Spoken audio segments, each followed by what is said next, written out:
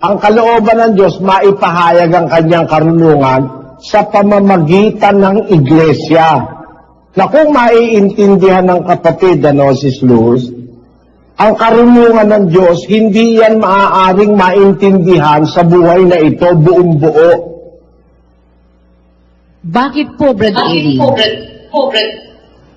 Maiksi lang ang buhay mo para maintindihan mo yung buong karunungan ng Diyos Kaya nga, yan ay panukalang walang hanggan. No?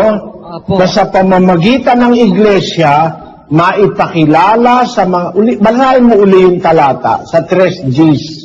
Upang ngayon sa pamamagitan ng iglesia ay maipakilala sa mga pamunuan at sa mga kapangyarihan sa sangkalangitan ang kapuspusan ng sari-saring karunungan ng Diyos ayon sa panukalang walang hanggan na ipinanukala kay Kristo Jesus na Panginoon natin.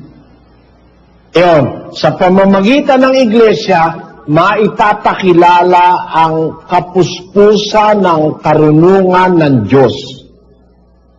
Na yung pagpapakilala na yon ng karunungan ng Diyos sa pamamagitan ng iglesia ang instrumento ng Diyos para mahayag yung kanyang karunungan, ma-realize, maintindihan, yun ay panukala ng Diyos na walang hanggan.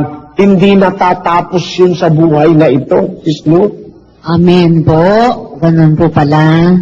Kasi ang karunungan ng Diyos hindi sapat na mauunawa natin sa buhay na ito.